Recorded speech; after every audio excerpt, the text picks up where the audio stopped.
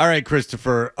First of all, the rookies kind of are showing out. This is going swimmingly well. If you look at going course correcting from many bad Just drafts. about their entire draft is contributing here. Yeah, Every week. What are you seeing from this rookie class? I think this is one of the better rookie classes they've had in a while. We can talk a lot about Trevion Henderson, Kyle Williams, Will Campbell playing as many snaps as he had, but let's look at the defensive side of the ball. Mike Vrabel talked a little bit about Craig Woodson yesterday. Craig Woodson is in line to be the first defensive rookie for this team to play at least 90% of the snaps since Devin McCourty did it back in 2010. This is a guy you never hear his name, and that's a good thing. When you talk about the defensive side of the ball, he's done a very good job on that back end, playing alongside Jalen Hawkins, brought a real sense of stability back there. So it's not just Henderson, it's not just Kyle Williams, it's not just Will Campbell and the rest of the guys on offense. I would also throw in for a guy like Woodson as well here when we're talking about the impact of this year's rookie class.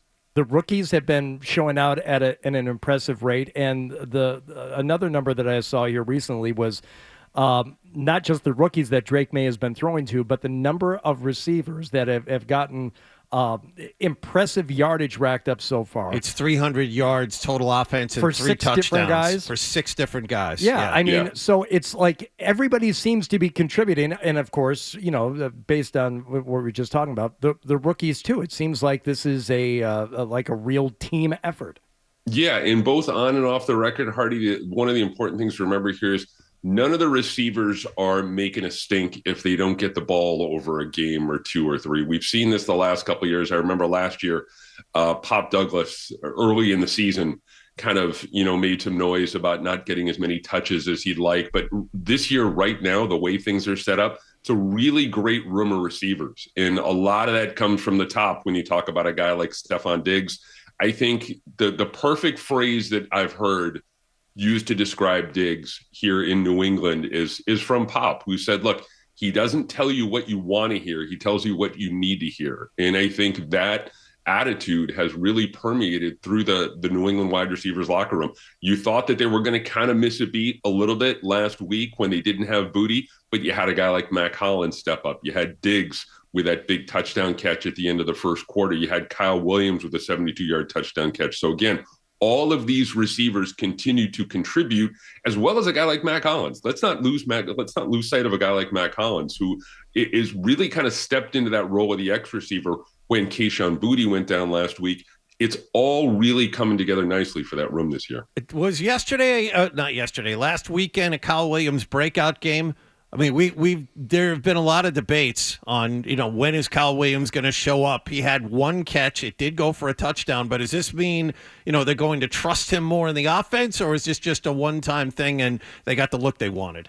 I think they're going to trust him a little bit more in the offense, but I'm not, Kyle Williams is not going to end with like 40 catches. Kyle Williams, this is what we're going to see from him, at least as the rest of the season plays out. He's going to be a home run hitter. He's got that great speed. He's got the ability to take it the distance like we saw against the Buccaneers. But Kyle Williams is not going to turn into a big time receiving threat. And that's okay, because when you look at the guys who are in front of him, they're continuing to execute at a very high level. If they needed him to be more of a contributor, I think he would be capable of delivering some more production. But I don't think he's all of a sudden going to turn into, this invaluable piece of the offense moving forward. We've asked multiple writers this. The Patriots are 8-2. They've been very fortunate injury-wise. There's no one dominant team in the AFC. So are the Patriots the best team in the AFC at this point? Right now they are. I would say that they are, yeah. I'm not sold on the Colts at all. The Colts are kind of a weird team to me in that they're built completely around a running back. And so I think you need to take that into account when it comes to potentially game playing to face them down the road. And there's some other teams there that I think could be dangerous. And I think, it would be a one touchdown game one way or another, depending on how, the ball bounced against, let's say, I don't know, with this time of year, let's say the Ravens, I think the Ravens are going to be a little dangerous down the stretch. I don't think the Ravens are going to be, necessarily a playoff team, but I think the Ravens are going to be dangerous. They're going to be a tough matchup for New England in December if Lamar is back healthy. So there's some teams that are difficult matchups for them. But I think 1-53 right now, I would argue that the Patriots are the best team in the AFC. And you're looking to play Cincinnati like the week before they get Burrow back, right? Exactly. Yeah, Fred. And that's really a big one too. When you look at the Cincinnati game and the Baltimore game, a lot of the fortunes of the Patriots are going to rise and fall on the health of the opposing quarterbacks. Burrow returned to practice yesterday. He's looking forward to a Thanksgiving weekend return, at least at this point. That's what they're saying. You'd get him, you get the Bengals right before Joe Burrow would return. So again, in a season where everything has really kind of started to break right for this Patriots team, that's another example. You don't think the Ravens necessarily are a playoff team? I know they suffered without having Lamar in there for a while, and their record reflects it. They're only a game behind Pittsburgh, right? They're a game behind, and the rest of their schedule, it's not like they got to run the gauntlet or anything. They've got, sorry, Fred, the Jets. Hey. Bengals a couple of times. Steelers. I mean, the toughest test might, in fact, be the Patriots there in late December. That's one of those teams that I have a really hard time trying to get a handle on because of Lamar's health, because they've been up and down over the course of the year. I think that they are a quality team, and maybe I misspoke. Maybe I overreached a little bit when I said that they wouldn't necessarily be a playoff team. But I don't know what kind of team you're going to get in late December when you face the Ravens. I mean, they may have taken a couple of bad losses, and at that point, they're kind of starting to mail it in. I think they're going to be competitive, and I think that's going to be a really dicey game for New England. But at the same time, I think it's tough to predict at this point, more than a month out, what kind of Ravens team you're going to see. Yeah, the Ravens, their losses, even without Lamar, against, if you call the Texans a good team, they're all against very, very good teams. Bills, Lions, Chiefs, Texans, and Rams. That's pretty stiff competition, and you didn't have your quarterback. People were crapping all over their defense. And they've played some pretty good offenses. They were banged up, too, the defense, for a while. Yes. Look, the Steelers, I can tell you this. The Steelers are no good. All right, look. Tonga, now that you got yourself the best team in the AFC, you need a fridge-type situation. It's payback for the 85-86 Super Bowl is what you need. And so is Tonga – he's being used an awful lot offensively now. We are only, I would assume, a game or two away, perhaps even Thursday, from a Tonga situation where there's a Tonga touchdown.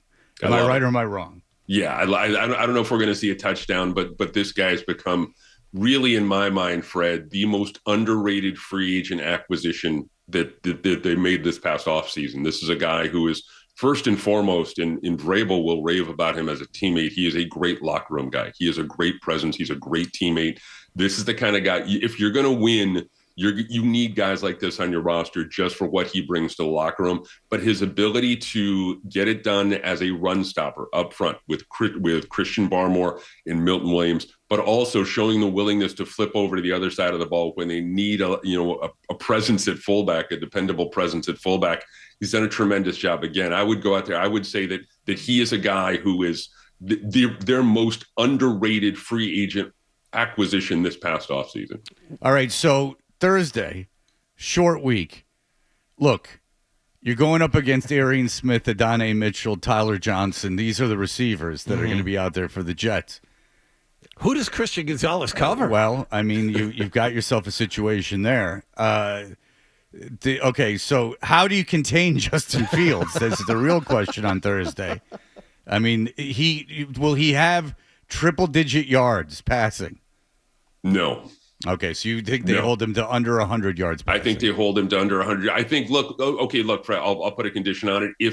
If he goes over 100, it's going to be the result of garbage time fourth quarter yards. Look, this is the Patriots are double-digit or the first favorites. Drive. Yeah. Yes, right.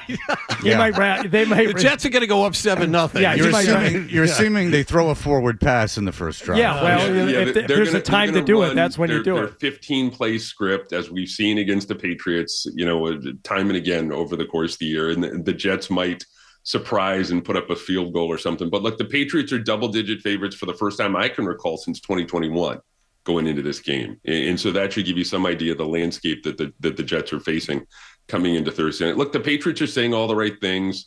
They're not going to kind of, fall into the idea of a trap game here, but you have to consider that, just the talent difference on both sides of the ball. The Jets, again, we saw the two trades. We know where they are at this stage of the season. I don't think this is going to be much of a game on Thursday night. Yeah, because if you don't know, Garrett Wilson is out. He's out 3 to 4 weeks, and Josh Reynolds is on IR. Not like Josh Reynolds was any good. So they are playing two guys that they've gotten in trades over the last week or week or two. Mm-hmm. And so that is basically the receiver room. But Alan Lazard, healthy scratch last week, is available. Okay. So you get a savvy veteran in there. Watch out. Okay, go ahead, Jonathan. You've had your hand up here. I wanted chomping at the bit over there. I wanted to know what it better be good, Jonathan. I'm just warning you. Well, of course, now that you've said that, I'm going to let you down. And it better extend the conversation. You better be funny. It better or forward the conversation. Go ahead. Ball's in your court. It had to do with injuries. Patriots are dinged up with a short week. So Barmore leave with a back injury. Ramondre Stevenson missed a game. Kayshon Boutte missed a game. Are these players going to play Thursday night? I think you're going to see Ramondre Stevenson come back. They released the theoretical injury report yesterday, and Ramondre Stevenson practiced or would have practiced if it was a full padded practice. So I think you're going to see Ramondre Stevenson back. I think there's the possibility to see Kayshon Boutte back as well as Christian Ellis. Those are the three guys for me, I think, in this game you'd like to see, as well as Barmore, obviously such a vital part of what they want to get done on the defensive side of the ball up front. I think you're going to see them manage some snaps on Thursday night. I don't think you're going to see a whole lot of guys go wire to wire necessarily, but I do think you're going to see some guys return, like I said, namely Stevenson. But I think that they're going to manage their health accordingly in this one. I could be home by 10 o'clock. This sounds like a good situation. Everyone wins. For all the latest from the Sports Hub, download the app at 985thesportshub.com.